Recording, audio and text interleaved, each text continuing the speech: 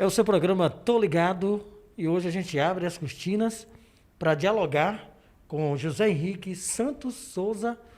Hoje, Doutor Henrique, ele que vai estar falando conosco, né, sobre a sua história de vida.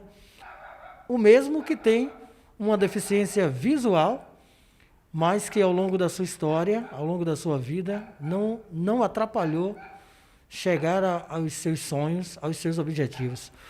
Muito bom dia, doutor Henrique. Bom dia, André. Bom dia, ouvintes. Primeiro, eu quero dizer que é um motivo de muita honra, muita alegria mesmo fazer parte do seu programa.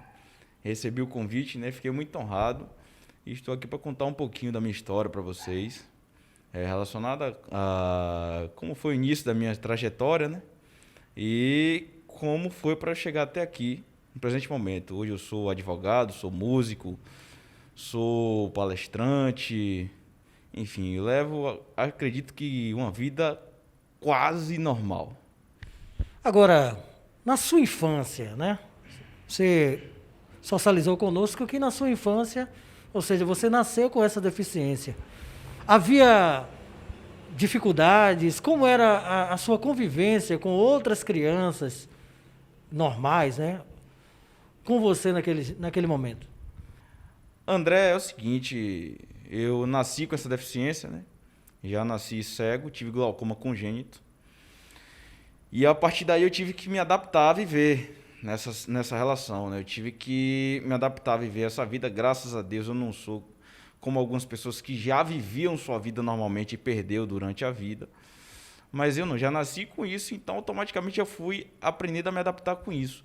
Eu sempre tive muito boas relações com as pessoas, sabe? Eu sempre fui um cara muito social, sempre.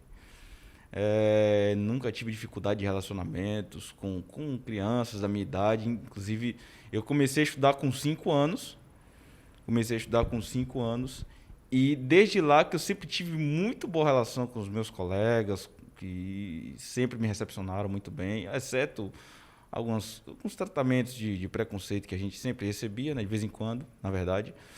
Mas sempre fui um cara muito bem relacionado socialmente, graças a Deus. Agora, quando você descobriu, né, essa deficiência, seus pais socializaram essa deficiência, você chegou a dizer assim, não, poxa, minha vida acabou, acho que não vou ter mais perspectiva nenhuma de seguir os meus sonhos? Teve esse pensamento? Não, porque minha família sempre foi meu maior exemplo, irmão. Eu vou te ser sincero, eu nunca tive muito contato com pessoas que eram deficientes visual até 6 anos, por aí 7 anos. Mas minha família sempre foi meu maior exemplo. Minha mãe sempre me falava que quando eu nasci, ela descobriu que eu tinha deficiência visual, obviamente, no mesmo dia que eu nasci. E aí ela foi com meu pai para São Paulo comigo por 2 dias. Com 2 dias de que me teve, ela foi para São Paulo com meu pai. Para fazer tratamento, porque a dor do meu olho poderia ser muito forte e eu poderia não resistir a isso. Eu poderia, inclusive, vir a falecer por causa da dor, a pressão no olho. Então, com 2 dias, ela foi para São Paulo fazer tratamento comigo. Consequentemente, eu fui para São Paulo teve tempo que era de mês em mês, depois passou a ser de 2 em 2 meses, depois de 6 em 6 meses, depois de ano em ano. Eu fui para São Paulo até os 9 anos. Então, cara, por que eu falei que minha família sempre foi o meu maior exemplo, minha mãe mesmo meu pai?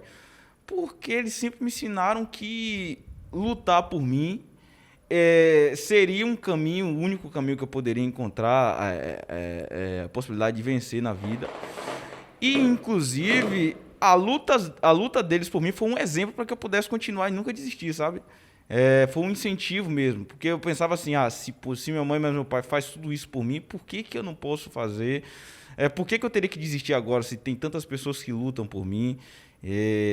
Porque sempre você tem que ter a base familiar, né, André? Não tem jeito.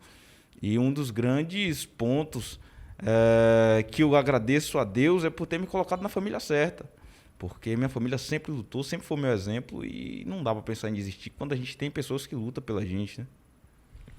Agora, chegando à fase da adolescência, já pensando em sua projeção profissional, era de fato a sua decisão partir para a área jurídica ou tinha outra alternativa? Irmão, aí alguns pontos precisam ser esclarecidos. Por exemplo, eu sou um cara que eu tenho o objetivo de ser cantor desde os 5 anos. Eu acordava com 5 anos, ia bater lata no meio da rua 5 horas da manhã e cantava músicas.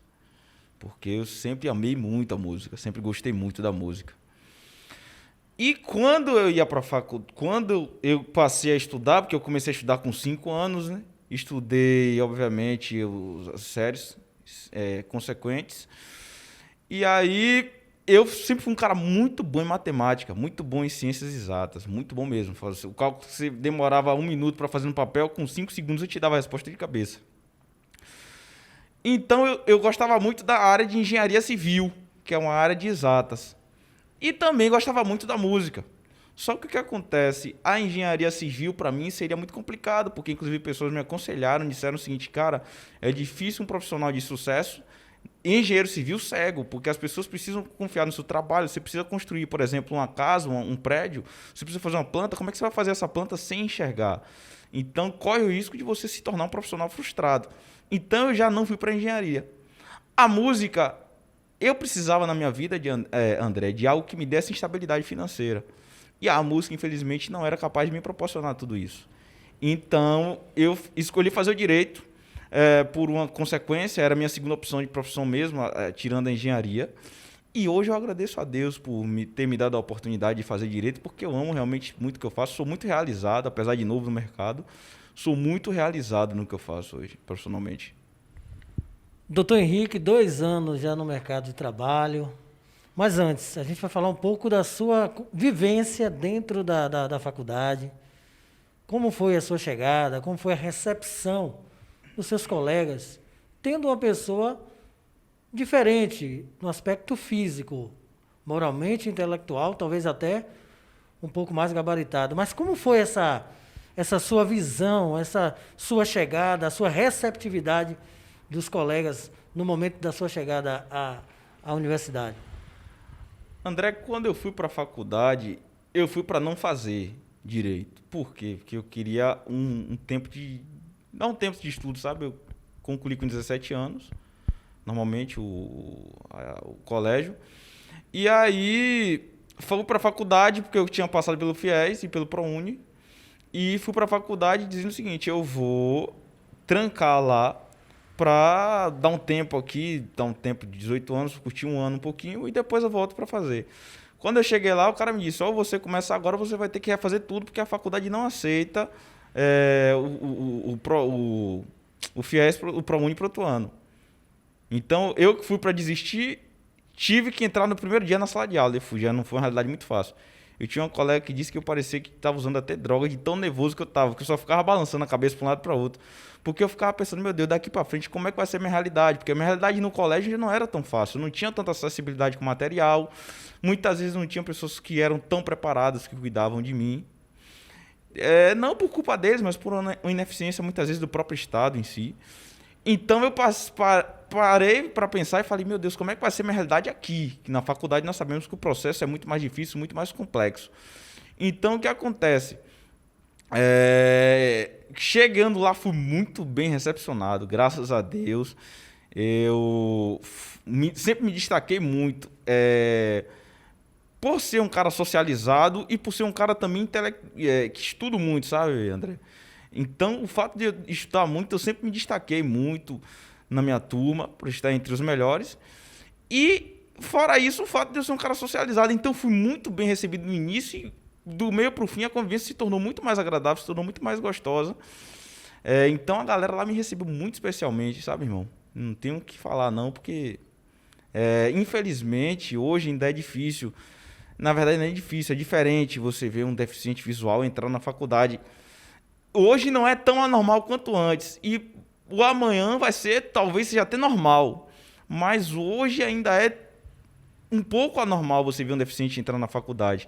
Então, para o tratamento que eu recebi, não tenho o que reclamar. Foi uma turma muito especial que eu passei. Então, graças a Deus, foi dando tudo certo. Agora, aí chegou aquele momento da conclusão do curso e fazer a prova da OAB. Foi muito esforço para você chegar a concluir. E a prova da OAB, quais foram as dificuldades que você enfrentou? E conta pra gente aí a nota que você tirou para os nossos telespectadores é a nota que você tirou na prova da OAB, em que colocação você ficou?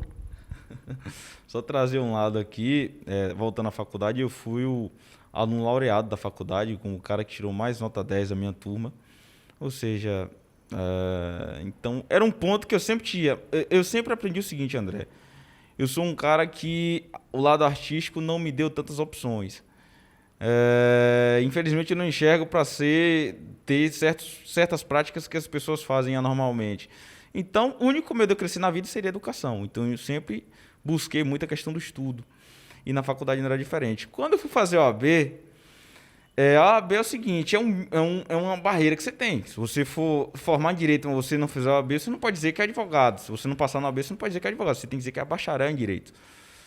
E aí eu sempre pensava o seguinte, olha, ainda que talvez um dia eu não queira advogar, eu tenho que no mínimo entender que eu não quero advogar por opção de não advogar. Mas eu tenho que passar na OAB porque eu tenho que ter essa opção de querer ou não. Hoje, graças a Deus, eu estou muito bem na advocacia, eu me sinto muito feliz com isso. Mas para a OAB em si, foi difícil. Velho. Tiveram dias de 22 horas de estudo.